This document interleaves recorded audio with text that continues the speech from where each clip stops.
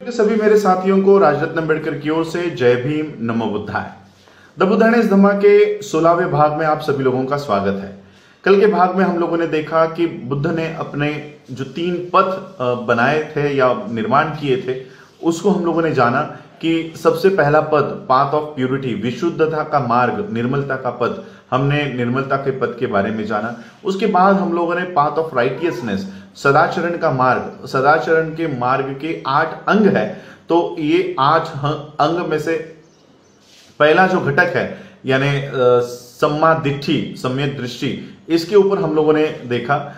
समय के अभाव पे हम बाकी के 7 अंगों को, 7 मार्गों को नहीं जान पाए थे। और अष्टांगिक मार्ग ये ऐसा है कि पूरे 8 के 8 भाग आप लोगों को एक साथ जानने बहुत जरूरी है। इसलिए मैं आज के भाग में कल जो सम्मा दिट्ठी हम लोगों ने सुना था उसको फिर से यहां से शुरू करता हूं, ताकि एक ही एपिसोड में ये अष्टांगिक मार्ग के 8 मार्ग क्या है वो सुनने वाले, देखने वाले जान सके। तो चलते हैं बुद्ध के दूसरे पद की ओर, वो है the path of righteousness. Path of righteousness को हिंदी में हम लोग कहेंगे सदाचरण का मार्ग। सदाचरण के मार्ग में बुद्ध ने इसको 8 अंगों में इसके 8 घटक बताया है, और ये 8 घटक सारे मिलकर इनको अष्टांगिक मार्ग कहा जाता है। अष्टांगिक मार्ग का सबसे पहला घटक है, सबसे पहला अंग है सम्मा दिट्ठी। सम्मा दिट्ठी को हम लोग सम्यक दृष्टि के नाम से भी जानते हैं। और ये सम्यक दृष्टि ये सारे अष्टांगिक मार्ग का सबसे पहला और महत्वपूर्ण अंग है, महत्वपूर्ण घटक है। वो इसलिए है क्योंकि सम्मा दिट्ठी के कुछ नियम है। मैं पहला नियम आपको बताता हूं। सम्मा दिट्ठी का अर्थ क्या है? सम्मा दिट्ठी का अर्थ है कर्मकांड और क्रियाकलाप की सभी प्रभाव उत्पत्ता में विश्वास न रखना और शास्त्र की पवित्रता की मिथ्या धारणा से मुक्त होना। सम्मा दिट्ठी पहले भाग में कहता है कि सम्मा दिट्ठी क्या है, कि जितने भी कर्मकांड है, जितने भी होम हवन है, जितने भी यज्ञ है और जितने भी शास्त्र है, इन शास्त्रों में विश्वास न रखना, किसी भी तरह के कर्मकांड में अपने आप को नहीं झोंकना, यह सम्मा दिट्ठी का पहला अर्थ है। सम्मा दिट्ठी के लिए का दूसरा अर्थ है सभी तरह के अंधविश्वास, सभी तरह के सुपरस्टिशन, सभी तरह के सुपर नेचुरलिज्म जो भी इस संसार के विरोध में है, इस निसर्ग के विरोध में है, इसके ऊपर विश्वास रखना, ये हमको खत्म कर देना चाहिए। इसके ऊपर का जो विश्वास है वो त्याग करना। अंधविश्वास और अनैसर्गिक चीजों के ऊपर जो विश्वास है उसका त्याग करना, यह सम्मा दिट्ठी का दूसरा रिक्वायरमेंट है, दूसरी इसकी जरूरत है। सम्मा दिट्ठी के लिए तीसरी जरूरत है abandonment of all doctrines which are mere speculation without any basis in fact of or experience। ऐसे भावनाओं को, ऐसे सिद्धांतों को सभी को हमको खारिज करना है, सभी का त्याग करना है जो सच्चाई के और अनुभव के परे है, जिनका सच्चाई से कोई लेना देना नहीं है, जिनका अनुभव से कोई लेना देना नहीं है। ऐसे सभी विश्वासों को हमको त्याग करना है। सम्मा दिट्ठी के लिए चौथी रिक्वायरमेंट है, चौथी जरूरत है फ्री माइंड और फ्री थॉट, यानी मुक्त विचार, कि हमारे विचारों के ऊपर कोई भी प्रतिबंध नहीं होना चाहिए, और मुक्त मन, स्वतंत्र मन, ये सम्मा दिट्ठी के लिए चौथी जरूरत है। तो इस तरह के 4 जरूरत सम्मा दिट्ठी के लिए होते हैं। ये 4 जरूरतों का पालन करने के बाद किसी भी इंसान में सम्मा दिट्ठी ये उसमें आ सकती है। दूसरा जो मार्ग बुद्ध ने अष्टांगिक मार्ग में बताया है वो है सम्मा संकप्पो। सम्मा संकप्पो यानी सम्यक संकल्प। सम्यक संकल्प के लिए बुद्ध कहते हैं कि हर एक इंसान, इसमें कुछ उद्देश्य होते हैं, कुछ महत्वाकांक्षा आकांक्षाएं होती है। तो सम्यक संकल्प बताता है कि ये जो उद्देश्य है, ये जो आकांक्षा और महत्वाकांक्षा किसी इंसान की है, ये निचले स्तर की नहीं होनी चाहिए, ये महान होनी चाहिए, ये पूजनीय और सराहनीय होनी चाहिए, ये कम नहीं होनी चाहिए। बाबा साहब ने एक बात कही है, वो बात मुझे सम्यक संकल्प से बाबा साहब प्रेरित है ऐसा लगता है। बाबा साहब कहते हैं लो एम इज अ क्राइम, इस तरह के जो उद्देश्य है, जो निचले है, ये एक गुनाह है। और यही सम्यक संकल्प कहता है कि जो उद्देश्य किसी इंसान के होने चाहिए, संकल्प होने चाहिए या महत्वाकांक्षा होनी चाहिए, आकांक्षा होनी चाहिए, ये बहुत बड़ी होनी चाहिए, ये महान होनी चाहिए और ये लोगों के लिए सराहनीय होनी चाहिए। इस तरह के संकल्प किसी भी इंसान में होने चाहिए, ये सम्यक संकल्प सिखाता है। और तीसरा मार्ग हम देखेंगे, तीसरा मार्ग है, इस अष्टांगिक मार्ग का तीसरा मार्ग है सम्मा वाचा। सम्मा वाचा यानी सम्यक वाणी, सम्यक वाचा। सम्यक वाचा कहता है कि हर एक इंसान को वही कहना चाहिए जो सच है, जो सत्य है। सम्यक वाचा के लिए यह जरूरी है, सम्यक वाचा के लिए सबसे पहली जरूरत है कि वही बात कहे जो सच है और सच के अलावा और कुछ नहीं है। दूसरी जरूरत है कि हमको झूठ नहीं बोलना है, असत्य नहीं बोलना है। ये सम्यक वाचा का दूसरा रिक्वायरमेंट है, दूसरी जरूरत है, ये दूसरी शिक्षा है। और तीसरी शिक्षा है कि इंसान को दूसरों की बुराई से बचना चाहिए, दूसरों की बुराई करने से बचना चाहिए। और चौथी रिक्वायरमेंट है कि हम लोगों को किसी की निंदा नहीं करनी है, किसी के बारे में गलत अफवाहें नहीं फैलानी है। इस तरह की चौथी रिक्वायरमेंट सम्मा वाचा की है। सम्मा वाचा में पांचवी रिक्वायरमेंट है, पांचवी जो शिक्षा सम्मा वाचा देता है, सम्यक वाचा देता है कि हम लोगों को गुस्से में या अपने गुस्से को काबू में रखते हुए वही शब्दों का इस्तेमाल करना चाहिए जो हानिकारक नहीं है, गाली गलौच वाले शब्द नहीं है। इन शब्दों का प्रयोग करने से हमको बचना चाहिए, इन शब्दों का प्रयोग हमको नहीं करना चाहिए। और छठा रिक्वायरमेंट, छठी शिक्षा सम्यक वाचा देती है कि one should speak kindly and courteously. आदर से और प्रेम पूर्वक, आदर देते हुए इस तरह से हम लोगों को लोगों के साथ बात करनी चाहिए। और सातवीं रिक्वायरमेंट है that one should not indulge in pointless and foolish talk. किसी भी इंसान को व्यर्थ की बातों में नहीं पड़ना चाहिए और अज्ञान की बातों में, मूर्खता की बातों में किसी भी इंसान को वहां पर इंडल्ज नहीं होना है, व्यर्थ की बातों में नहीं पड़ना है। यह सम्यक वाचा की शिक्षा है, यह सम्यक वाचा का मेन उद्देश्य है। उसके बाद और एक बात बुद्ध ने बताई है कि ये जो सम्यक वाचा है, ये किसी के भी दबाव में आकर कि कोई मुझे सच्चाई पर, या ये 7 तरह की जो रिक्वायरमेंट्स है सम्मा वाचा के लिए, इसका इस्तेमाल में अगर मैं किसी लाता हूं तो कोई मेरे लिए गलत बोलेगा या मुझे शिक्षा देगा, इस तरह के दबाव में आकर हमको इस सम्मा वाचा का प्रयोग नहीं करना है। किसी को खुश करने के लिए कि या झूठ बोलने पर मुझे कोई इनाम देगा, तो इस तरह का बर्ताव हम लोगों को सम्यक वाचा में नहीं करना है। तो किसी भी तरह के दबाव में आते हुए, किसी भी तरह के लालच में आते हुए सम्यक वाचा का प्रयोग हम लोगों को नहीं करना है। उसके बाद आता है सम्मा कम्मंतो।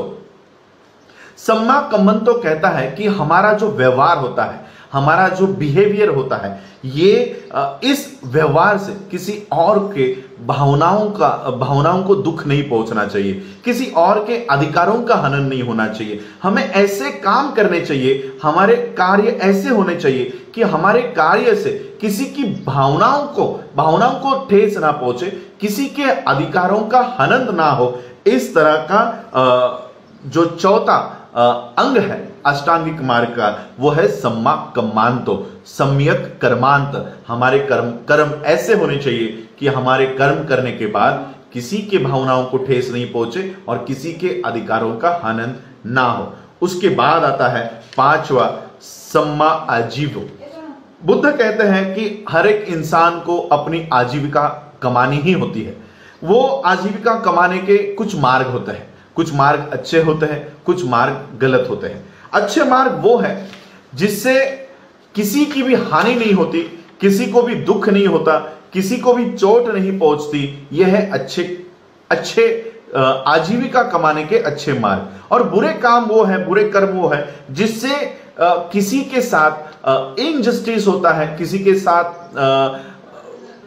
जो बुरे कर्म होते हैं या किसी के साथ भेदभाव होता है या किसी के साथ न्याय नहीं हो पाता, तो इस तरह से जो आजीविका कमाने के मार्ग है, वो आजीविका कमाने के मार्ग से किसी के साथ अगर कोई हानि नहीं पहुंचती है तो वो सम्यक कर्मांत उसको कहा गया है, सॉरी सम्यक आजीविका उसको कहा गया है, सम्मा आजीवो। और उसके बाद आता है सम्यक व्यायाम। सम्यक व्यायाम यानी सम्मा व्यायामो, ये जो सम्मा दृष्टि हम लोगों को प्राप्त होती है, सम्यक दृष्टि जो प्राप्त होती है, ये प्राप्त होने के बाद हम लोगों का ये कर्तव्य है कि उस दृष्टि को बनाए रखें, और उस दृष्टि को बनाए रखने के लिए सम्मा व्यायाम, सम्यक व्यायाम, ये हम लोगों को उपयुक्त में आता है। सम्यक व्यायाम के 4 उद्देश्य है। पहला उद्देश्य है कि जो अष्टांगिक मार्ग के खिलाफ जो प्रवृत्तियां हमारे में है, उस प्रवृत्तियों को अपने चित्त में, अपने स्टेट ऑफ माइंड में उसको रोकना। अपने चित्त में, अपने मन में जो प्रवृत्तियां निर्माण होती है जो अष्टांगिक मार्ग के विरोध में है, ऐसे चित्त प्रवृत्तियों को रोकना, दबाना, ये उनको रोकना, ये सम्मा व्यायाम का, सम्यक व्यायाम का पहला उद्देश्य है। दूसरा उद्देश्य है कि ऐसे चित्त प्रवृत्तियों को जो पहले से उत्पन्न हुई है, मन पूरा अपने मन में पहले से है, ऐसे चित्त प्रवृत्तियों को उसको दबाना और उसको नष्ट करना। और तीसरा उद्देश्य इस सम्मा व्यायाम का है कि ऐसे चित्त प्रवृत्तियों को निर्माण करना जो इस अष्टांगिक मार्ग को पाने के लिए सिद्ध हो सके, जो इस अष्टांगिक मार्ग को पाने में सहायता कर सके। ऐसे चित्त प्रवृत्तियों का किसी भी इंसान में निर्माण करना, ये सम्यक व्यायाम का ये चौथा उद्देश्य होता है। और तीसरा उद्देश्य होता है। और चौथा उद्देश्य होता है ऐसे चित्त प्रवृत्तियों को प्रमोट करना, उसको बढ़ावा देना, जो सम्यक जो अष्टांगिक मार्ग को पाने के लिए सिद्ध होता है, उसको पाने के लिए मदद करता है। ऐसे चित्त प्रवृत्तियों को बढ़ावा देना, यह है सम्यक व्यायाम के 4 उद्देश्य। 4 उद्देश्य यानी नए सिरे से जो हमारे में विकृति निर्माण होगी, उसको हमें उसको प्रिवेंट करना है, उसको रोकना है। जो ऑलरेडी हमारे मन में जो चित्त प्रवृत्तियां निर्माण हुई है, उसको दबाना, उसको खत्म करना। तीसरी है कि ऐसे चित्त प्रवृत्तियों का निर्माण करना जो अष्टांगिक मार्ग को पाने में मदद करे। और चौथी उद्देश्य है कि ऐसे चित्त प्रवृत्तियों को उत्साह देना, प्रमोट करना, उसको सहायता करना। तो ये 4 सम्यक व्यायाम के 4 भाग हैं। उसके बाद आता है 7वां अष्टांगिक मार्ग का 7वां अंग, 7वां घटक, और वो है सम्मा सति। सम्मा सति का मतलब है हमारा जो मन है, इस मन को हमेशा हमको जागरूक रखना है, इसको हमेशा माइंडफुलनेस, बुद्ध ने जो बाबा साहब ने जो वर्ड यूज किया है वो है माइंडफुलनेस और थॉटफुलनेस। हमारे विचारों को और हमारे मन को हमेशा हमको जागरूक रखना है और इस तरह से हमारे मन के ऊपर हमको वॉच रखनी है, निगरानी करनी है। जो भी बुरे विचार हमारे मन में प्रवेश करते हैं, उन विचारों के ऊपर हमको निगरानी करनी है। जो भी बुरे विचार हमारे मन में आते हैं, उसको वहीं से हम लोगों के दिमाग से निकालकर उनको बाहर निकालना है। यह है सम्मा सति का काम, यह है सम्मा सति का उद्देश्य। बुद्ध कहते हैं कि ये जो मार्ग है, ये जो घटक है, यानी सम्मा दिट्ठी, सम्मा संकल्पो, सम्मा वाचा, सम्मा कम्मांतो, सम्मा आजीवो, सम्मा व्यायामो और सम्मा सति, इसको पाने में, यानी फिर से मैं आपको ये वर्ड्स बहुत याद रखने में मुश्किल है, इसलिए सम्यक दृष्टि, सम्यक दृष्टि के बाद सम्यक संकल्प, सम्यक वाचा, सम्यक कर्मांत, सम्यक आजीविका और सम्यक व्यायाम और सम्यक सति, इन 7 घटकों को, इन 7 अष्टांगिक मार्ग के 7 मार्गों को पाने में कुछ बाधाएं होती है, कुछ बाधाएं आती है। और ये बाधा है हमको ये 7 मार्गों को, 7 घटकों को पाने में ये मुश्किलें पैदा करती है। और वो घटक है लोभ, द्वेष, आलस और इनडिसीजन, अनिर्णय। ये 4 वो बंधन है जो हम लोगों को ये अष्टांगिक मार्ग के 7 मार्गों को पाने में बाधा निर्माण करता है। और इसलिए इन लोभ, द्वेष और आलस्य और इनडिसीजन, अनिर्णय को रोकने के लिए हमको समाधि का इस्तेमाल करना चाहिए। समाधि, लेकिन बुद्ध कहते हैं, लेकिन समाधि भी कौन सी समाधि? समाधि भी वो जो सम्यक हो, जो सम्मा समाधि हो। यह सच है कि समाधि से हम चित्त की एकाग्रता करने में कामयाब हो सकते हैं। यह भी सच है कि इस चित्त की एकाग्रता करने के बाद लोभ, आलस्य और द्वेष, मत्सर, अनिर्णय को हम रोक पाएंगे, यह भी सच है। लेकिन सिर्फ समाधि किसी भी काम की नहीं। मैं ये ज्यादातर उन लोगों को कहना चाहता हूं जो लोग विपश्यना मार्ग, समाधि मार्ग का पालन करते हैं, उनको मैं ये कहना चाहता हूं कि सिर्फ समाधि से कुछ नहीं होने वाला। समाधि की जरूरत नहीं है, जरूरत है सम्यक समाधि की। सम्यक समाधि, और सम्यक समाधि क्या है? सम्यक समाधि है कि सिर्फ हम लोगों को इन 4 बाधाओं को रोकना नहीं है, हमारे चित्त को इस तरह से ट्रेन करना है, इस तरह से उसको प्रशिक्षित करना है कि ये जो द्वेष भावना है, मत्सर है, आलस है, अनिर्णय है, ये जो बाधा है, ये हमारे मन में कभी उत्पन्न ही ना हो। इस तरह से हमारे चित्त को, माइंड को हमको ट्रेन करना है, प्रशिक्षित करना है। सिर्फ समाधि एक नकारात्मक चीज है, वहीं पर सम्यक समाधि एक सकारात्मक चीज है।